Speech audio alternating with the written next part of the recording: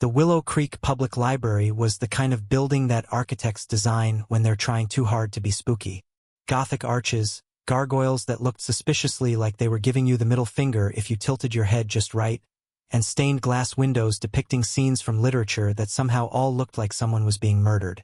It had been standing since before the town existed, which was the first red flag no one bothered to notice. Quinn Parker, 17 and already tired of life's bullshit, pushed up the sleeves of an oversized sweater and glared at the building. "This is the stupidest thing we've ever done. And I'm including the time Devin ate 15 packets of hot sauce on a dare." "That was a medical miracle," Devin said, adjusting his glasses. Tall, lanky, and with the survival instincts of a lemming, Devin was the group's designated bad idea generator. "Besides, aren't you even a little curious? The Midnight Librarian is practically town legend." Ellie, petite with blue-streaked hair and enough skepticism to fill the library itself, rolled her eyes. "It's a ghost story parents made up to keep kids from breaking into the library at night." "Then why is literally everyone in town afraid to come here after dark?" Devin countered. Quinn sighed loudly.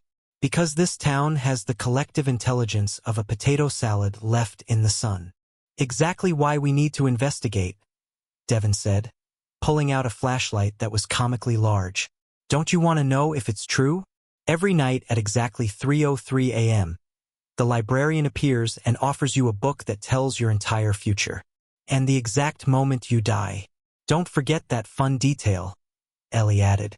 The three stood at the library's side entrance, where a window with a perpetually broken latch had been the secret entryway for generations of bored teenagers. Quinn went first, sliding the window open with practiced ease that suggested this wasn't the first breaking and entering adventure. "If we get arrested, I'm telling them you two kidnapped me," Quinn muttered. Inside, the library was a labyrinth of towering bookshelves that seemed to shift and rearrange themselves when you weren't looking directly at them. The air smelled of old paper, leather bindings, and the distinct aroma of secrets being poorly kept. They settled into the reading area in the center of the main floor, surrounded by shelves that loomed like sentinels. Devin unpacked enough snacks to survive an apocalypse, while Ellie set up a camera for evidence. "It's 2:47 a.m., Quinn announced, checking a phone. 16 minutes until we prove this is complete nonsense." "You know the story, right?" Devin whispered, his voice unnecessarily dramatic. "The librarian only appears to those seeking knowledge of their future. But once you read your book, you can't unread it." "That's how reading generally works," Quinn remarked dryly. "Shoo," Ellie hissed. "Did you hear that?" A sound like pages turning filled the air, though none of them were touching any books. The temperature dropped suddenly, their breath visible in small clouds. "Oh, very funny," Quinn said. "Which one of you brought dry ice?" But Devin and Ellie looked as confused as Quinn felt. The grandfather clock that had never worked suddenly chimed. Once, twice, 3 times. Then a smaller, final chime. 3:03 a.m. exactly.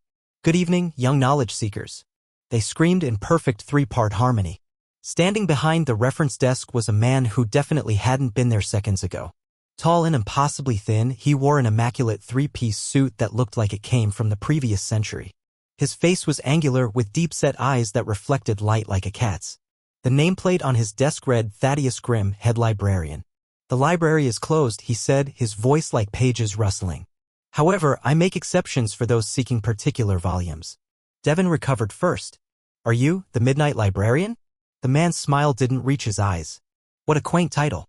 I prefer Custodian of Fates or Keeper of Inevitable Conclusions, but Midnight Librarian will suffice." Ellie's camera had died despite being fully charged. "This isn't possible." "Many things are possible at 3:03 a.m., Miss Reynolds, especially within these walls." Grimm stepped out from behind the desk, moving with fluid grace. "Now, shall we proceed? You came for your books, did you not?" Quinn crossed arms defensively. "We came to prove this is a hoax. And yet here I am." Grimm gestured broadly. "I appear only to those who seek knowledge of their futures. Whether you admit it consciously or not, you three have questions about your paths." "Fine," Quinn challenged. "Show us these magic books." Grimm's smile widened. "Very well." He disappeared down a row of shelves and returned moments later carrying 3 leather-bound volumes. Each book was identical except for the names embossed in gold on the covers. Devin Williams, he said, handing the first book to Devin, who took it with trembling hands. Eleanor Reynolds. Ellie hesitated before accepting hers. And Quinn Parker. He held out the final book, his eyes locked on Quinn's. Bear in mind, what is written cannot be unwritten. The future contained within is fixed. Quinn snatched the book. Nothing is fixed. They sat in a triangle, each staring at their respective covers. Devin opened his first. His eyes widened as he flipped through pages. This has everything. My childhood memories, things only I would know. And look, it says I'm going to get accepted to MIT next month. His excitement faded as he continued reading. I'll develop a revolutionary algorithm for predicting natural disasters, win a Fields Medal at 32. He swallowed hard.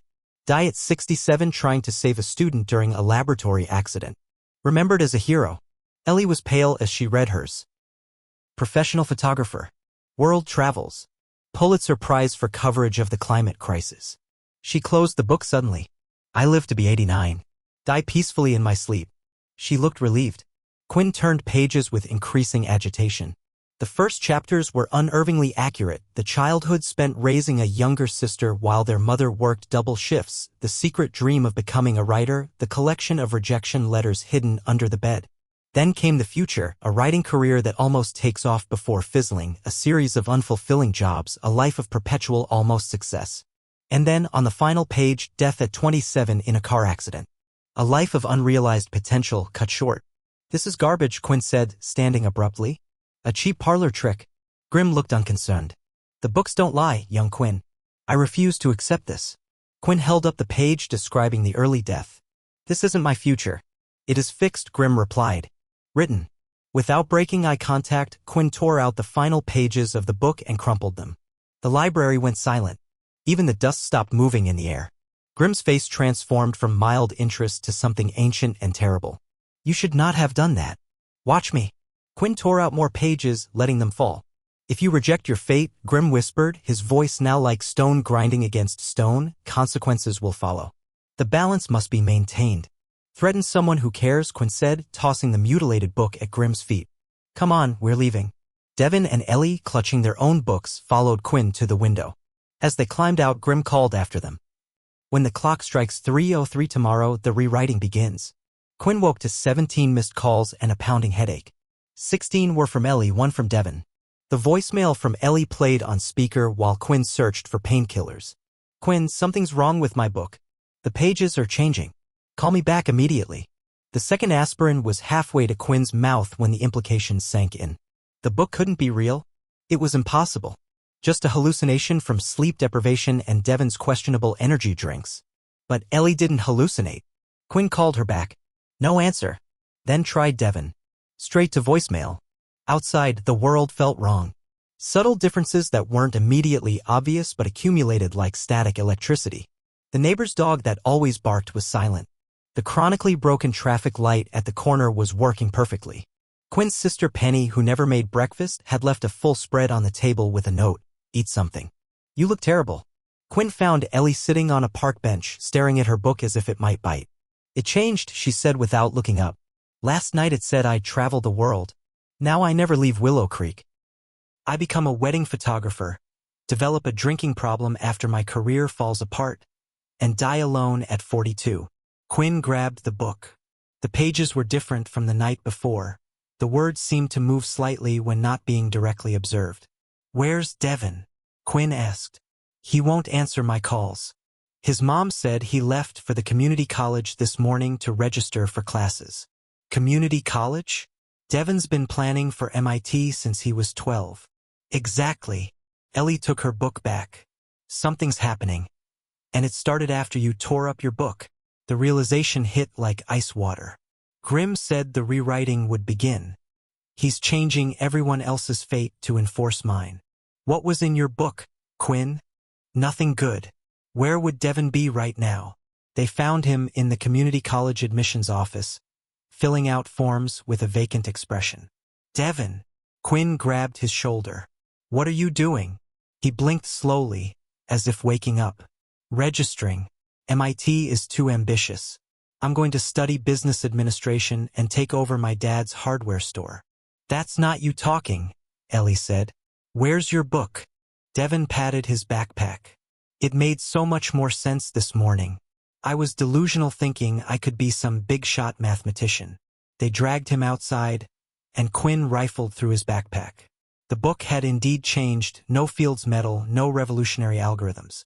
Just a quiet life and death from heart disease at 48. This is my fault, Quinn admitted. When I rejected my fate, Grimm started changing everyone else's. He's rebalancing the universe or whatever mystical crap he believes in. So what? He's punishing us because you tore up some paper? Devin asked, starting to sound more like himself. No, Quinn realized. He's rewriting everyone to make sure my original fate happens. If you two are stuck in Willow Creek with mediocre lives, you'll never inspire me to pursue writing seriously. I'll stay here too, working dead-end jobs until you die at 27, Ellie finished. We have to go back to the library, Quinn decided. Tonight. Are you insane? Devin squeaked. That librarian is clearly some kind of demonic entity with reality-altering powers. And he's ruining our lives because I pissed him off, Quinn countered. I started this. I'll fix it. They spent the day tracking down other strange occurrences around town. Quinn's creative writing teacher suddenly announced retirement. The local newspaper where Quinn had an upcoming internship mysteriously burned down. It was as if the universe was systematically eliminating every path that might lead Quinn away from the fate in the book. At precisely 3 a.m., they stood outside the library again. We need a plan, Ellie whispered. I'm working on it, Quinn replied, not mentioning that the plan currently consisted entirely of wing it and hope for the best. 3:03, they didn't need to break in. The front doors swung open of their own accord. Grimm stood in the center of the main floor, surrounded by floating books with names glowing on their covers, names they recognized from around town. Right on time, he said. Punctuality is a virtue even when rushing toward one's doom. Stop changing everyone's fate, Quinn demanded. This is between you and me. Grimm looked amused. There is no between you and me. There is only the narrative. The balance. When you rejected your book, you created a tear in the fabric of certainty. I am merely stitching it closed. By ruining our lives? Devin asked. By ensuring they follow their proper paths. Grimm gestured, and Devin's and Ellie's books floated toward him from their backpacks. Free will is an illusion we permit you to maintain. In truth, all stories are written long before they're lived. Who writes them? Quinn asked, stalling while trying to spot any weakness in the supernatural librarian. Questions. Your species always wants the why instead of accepting the what is. Grimm sighed theatrically. Very well. A brief education before I complete tonight's edits. He waved a hand and the floor beneath them became transparent. Below was an impossible room extending downward farther than should fit beneath the building. Rows upon rows of bookshelves filled with identical leather volumes. The restricted section, Grimm explained. Every life, every possibility, every fork in every path. I am merely the curator, not the author. Quinn stepped forward. Show me who is. Grimm's smile was cold. There is no single author, presumptuous child. Reality writes itself through the collective actions of all living things. I simply ensure no one chapter overwhelms the narrative. While he monologued, Quinn had been inching toward the floating books. With a sudden lunge, Quinn grabbed several at once, including Devin's and Ellie's. What are you doing? Grimm hissed, his form flickering between human and something decidedly not. Checking these out. Quinn backed toward the transparent floor. Library policy says materials can be borrowed for 2 weeks, right? Those are not for circulation. Grimm's voice shook the shelves. Quinn dropped through the transparent floor, which apparently wasn't solid either, and fell into the restricted section. Devin and Ellie followed seconds later. Find your books. Quinn shouted, racing down the aisles. And mine. The restricted section was maddening, books arranged not alphabetically but according to some incomprehensible system. Connections between lives, perhaps, or shared turning points. Grimm's voice echoed from everywhere. You cannot outrun your ending, Quinn Parker. Watch me. Quinn called back, scanning spines for anything familiar. They split up, zigzagging through the impossible architecture. Ellie found her master book first, then Devin's. Quinn's remained elusive. Grimm materialized at the end of an aisle, his form stretching inhumanly tall. Enough games. The library closes permanently for you in exactly 1 minute. Quinn ducked under his outstretched arm and spotted it, a book with Quinn Parker on the spine, but looking far older than it should. Quinn grabbed it and rejoined the others at the center of the labyrinth. What now? Devin asked, panic evident. Quinn flipped through the ancient volume. Unlike the presentation copies upstairs, this one contained not just one fate but countless variations, every possible life Quinn might live based on different choices. He lied, Quinn realized. Nothing is fixed. These are all possibilities. Grimm approached, his movements jerky like a malfunctioning film projection. You do not comprehend what you're interfering with. Actually, I think I do. Quinn stepped forward confidently.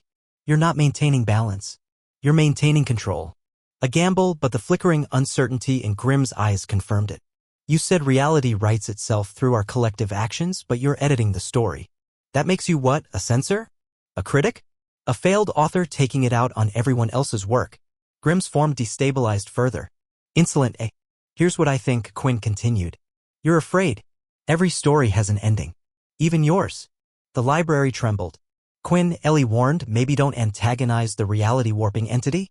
But Quinn had found the answer in the master book, a loophole.